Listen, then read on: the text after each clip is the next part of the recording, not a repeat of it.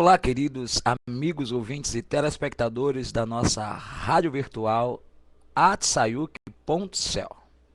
Nós estamos aqui mais uma vez no seu programa diário, Uma Voz no Deserto.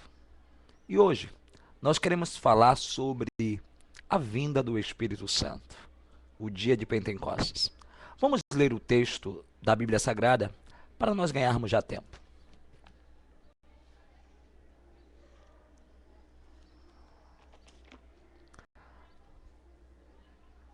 A palavra de Deus nos diz o seguinte: chegando o dia de Pentecostes, estavam todos reunidos no mesmo lugar. De repente veio do céu como um som, como um vento veemente impetuoso, e encheu toda a casa onde estavam assentados. E viram o que pareciam línguas de fogo, que se separaram e pousaram sobre cada um deles. Todos ficaram cheios do Espírito Santo e começaram a falar em outras línguas, conforme o Espírito Santo lhes concedia que falasse. Havia em Jerusalém judeus, tementes a Deus, vindo de todas as nações do mundo. Ouvindo-se o som, ajuntou-se uma multidão que ficou perplexa, pois cada um os ouvia falar em sua própria língua. Atônitos e maravilhados, eles perguntavam: acaso não são galileus todos esses homens que estão falando? Então, como os ouvimos cada um de nós em nossa própria língua materna? Partos, medos e elamitas, habitantes da Mesopotâmia, Judéia, Capadócia, do Ponto, da província da Ásia, Frígia e Panfilha, Egito e das partes da Líbia próximas a Cirene, visitantes vindo de Roma, tanto judeus como convertidos ao judaísmo, cretenses e árabes, nós os ouvimos declarar as maravilhas de Deus em nossa própria língua.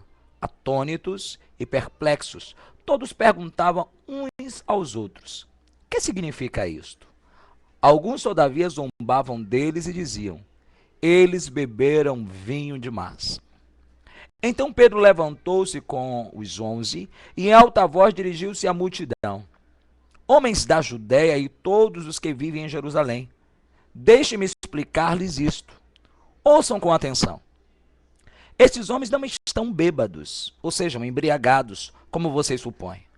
Ainda são 9 horas da manhã. Ao contrário, isto é o que foi predito pelo profeta Joel. Nos últimos dias, diz Deus, derramarei do meu espírito sobre todos os povos. Os seus filhos e as suas filhas profetizarão. Os jovens terão visões, os velhos terão sonhos. Sobre os meus servos e as minhas servas derramarei do meu espírito naqueles dias, e eles profetizarão. Mostrarei maravilhas em cima no céu e sinais embaixo na terra: sangue, fogo e nuvens de fumaça. O sol se tornará em trevas e a lua em sangue, antes que venha o grande e glorioso dia do Senhor, e todo aquele que invocar o nome do Senhor será salvo. Israelitas, ouçam estas palavras: Jesus de Nazaré foi aprovado por Deus diante de vocês por meio de milagres, maravilhas e sinais que Deus fez entre vocês por intermédio dele. Como vocês mesmos sabem, este homem lhes foi entregue por propósito determinado e pré-conhecimento de Deus, e vocês, com a ajuda de homens perversos, o mataram e pregaram na cruz. Versículo de número 36 diz: portanto, que todo Israel fique certo disso. Esse Jesus, a quem vocês crucificaram, Deus o fez Senhor e Cristo. Quando ouviram isto, ficaram aflitos em seus corações e perguntaram a Pedro e aos outros apóstolos: irmãos, que faremos? Pedro respondeu: arrependam-se e cada um de vós seja batizado em nome de Jesus Cristo para perdão dos pecados, e recebereis o dom do Espírito Santo. Pois a promessa é para vós, para os vossos filhos e para todos que estão longe, para todos quanto o Senhor nosso Deus chamar. Com muitas outras palavras o advertia e insistia com eles: salve-se desta geração corrompida. Os que aceitaram a mensagem foram batizados, e naquele dia houve um acréscimo de cerca de 3.000 pessoas. Maravilha! Esse texto sagrado, ele é tão importante porque ele representa a inauguração da igreja com a presença do Espírito Santo nas suas vidas. É interessante dizermos, irmãos, que o próprio Jesus Cristo, ele tinha advertido, ou melhor, orientado os seus discípulos quando estavam reunidos após a sua ressurreição. Ele ficou 40 dias ainda dando algumas instruções para os seus discípulos, e ele disse: não se ausente de Jerusalém. Ficai em Jerusalém e esperai a promessa que lhe foi feita pelo Pai, porque não depois desses muitos dias vós recebereis o Espírito Santo de Deus. O interessante é que Deus já estava chamando os seus apóstolos, os seus discípulos, para um compromisso, porque haveria uma inauguração através da efusão do batismo com o Espírito Santo. E diz a Bíblia Sagrada que eles estavam reunidos todos no mesmo lugar, no cenáculo, o local de refeição.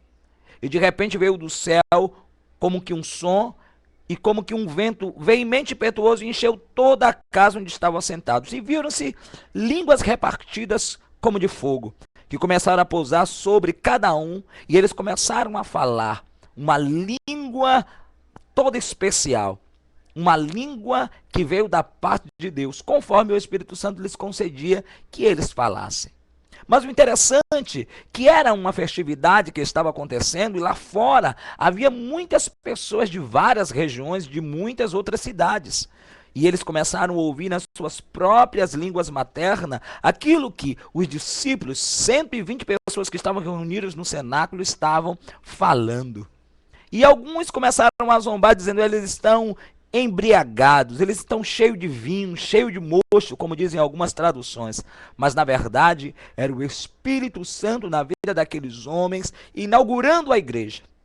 Porque a partir daquele momento, a vida de Pedro não seria mais a mesma, a vida dos outros discípulos não seria mais a mesma, porque Deus haveria de fazer grandes mudanças nas suas vidas.